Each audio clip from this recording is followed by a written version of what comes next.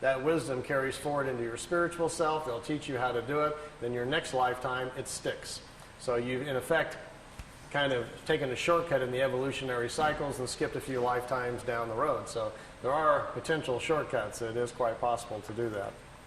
I think what I'll do here, I've got some movie film too of the crafts flying around, and then I want to do a little drawing and go over some of the mind and spirit things we've learned from them about how levels of consciousness and thinking and so forth. I didn't get to do any of these things the last time I was here, so I thought that might be kind of entertaining tonight. But before we get to that part, any questions you'd like to ask about ships, Pleiadians, landings, anything else? Anybody got a question about anything you want?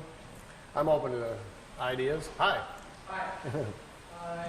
What kind of contact have you heard is still happening, say, in the last year and a half or so? And are you still in contact very much with Switzerland? Well, I was there like 86 or 90. All these pictures were taken 75 through 78. The last photo session you saw, that last ship was in 81. After that, he has had a few sporadic contacts, but not much of anything. In 80, when I was over there, Billy told me they weren't coming by anymore.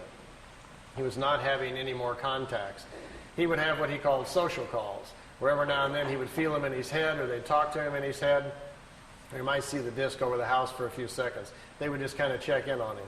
But the organized, ongoing contacts for his education and our benefit were all over. They weren't going to do that any longer. They'd stopped doing that part. While I was there, I did get to see ships a couple of times. In the last 2 or 3 years, the people that live there at the house with Billy say that he's had a couple of more contacts, and they've been written down in notes. I've read them. Frankly, I don't believe them. I don't think they're written by Billy, for one thing. I think people around the house who have more of a vested interest financially are trying to proliferate the contacts. Billy, no one's met Billy. You wouldn't know if he wrote it or he had not. No one would know unless you understood him and his personality and what he's really like. A sad situation has kind of fallen in over in Switzerland. We have a group of 24 people who own the rights to Billy now. They have since 1984. It's an organization called the FIGU. I was a member for 3 years. The FIGU is in charge of all of the information. Billy doesn't read the mail or do anything anymore. He's just not that healthy. They have got into a situation where they have discovered they can make money by selling the information. And now it's $10,000 for a franchise fee if you want to start a FIGU study group, and $680 a year for members to pay dues to mail over to Switzerland. And when they found out they could get into that and money started coming in, things have shifted. So we have a situation where the human element has come into play, and we don't have this warm, cozy little spiritual environment over in Switzerland any longer that used to be there 10, 15 years ago. So it's become kind of a machine now. It almost seriously borders, I hate to use the word cult, but they've gotten so closed-minded about things that it's going that direction. They're no longer open to other people's interpretations. They're mad at everybody, and it isn't a real healthy situation any longer. I kind of gave up communicating a couple of years ago. All I was doing was getting into arguments with people. Either they're mad that I don't come over anymore, or they're mad I wrote a book, or they're mad I'm doing this or that. And it's not why I went there to begin with. I was just a traveler on the road, stopping for my own personal experience and education, much like you go to the pyramids or the Great Wall. You go to benefit yourself and to learn and keep moving on. And they were mad at me for stopping in and moving on. I resigned from the group in 1990. I wasn't mad at anybody. I just didn't want to be part of this group attitude any longer. I started getting nasty phone calls just because I would talk to other people, or they didn't want me doing this or that. And I says, this is getting really out of hand. I says, I'm not a follower type, quite plainly. I'm a road traveler. I'm a troubadour, if nothing else, or a vagabond. So you got the wrong guy to try to control and put the screws on.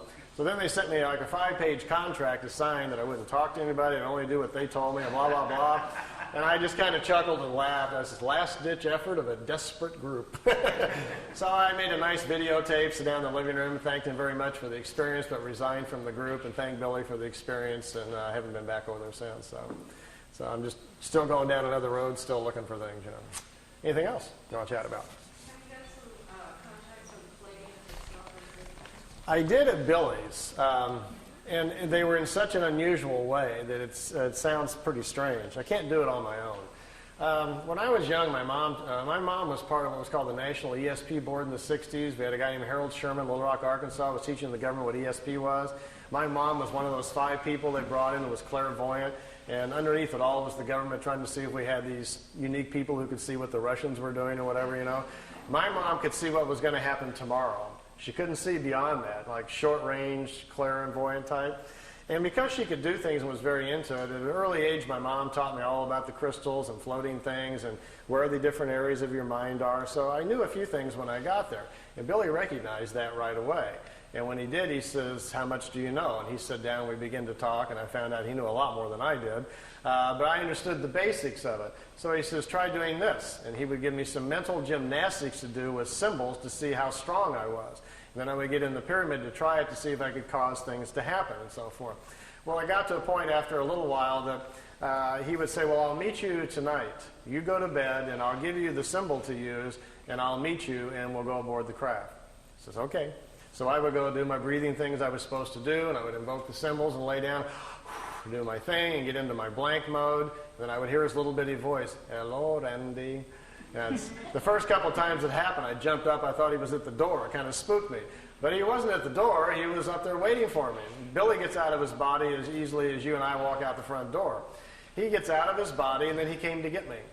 And after I didn't do it right the first few times, and I got onto it, then next thing I know, I'm on board a craft, but it's like you're a fly on the wall. No one talks to you, addresses you, and I would watch Billy communicate with them, but no one ever would look my direction. I never felt anything. I was strictly there as an observer. And I don't know how he actually did it, but I can't do it on my own. I never got to go out on a craft all by myself physically or anything, but I had months of experiences like that. And mostly I was told the reason that they would do that, without having gone through the early childhood of opening up the spiritual language in my mind, they said that most of the people on the planet who are of that old Lyrian genetic are older than most of the other people. And if they are, buried inside them already in their spiritual side are the old memories of the Lyrian lifetimes. And as Lyrians, they've already lived on worlds that are far more advanced than the one we're on right now, so it'll come to them easier. So they said all I really needed to do was be exposed to the ideas, and the whole chapter would come back to me. So that's kind of what happened. And with me, Billy would just give me a few things and kind of grin and says, "You got it?" And I'd say, "Yeah." He says, "Go outside and figure it out." I'd go sit down and think about what he talked about, and I could walk back in and explain it to him for 3 hours. Stuff just started coming back very fast. So he says, "We don't need to teach you as much as we just need to wake you up. And once you're awoken, then you can go do whatever you want to with it." So that's the kind of context I had. Yeah. Yeah. Well, when you talk about Lyrian fantasy or other cultures or whatever, Yeah. aliens, if reincarnation is a fact, I mean, you can't tell the Lyrian, I mean, what do you call them, Lyrian. by walking down the street, because No. their bodies are not going to be all in one. Right. We're all mixed up. No license plates, anything there. No, we can't really. For the most part, the ancient Lyrians, when they first came here, stood out quite a bit. They were 7 to 9 meters tall. They came from different worlds with different atmospheric pressure, so they'd be easily spotted. He says, this is what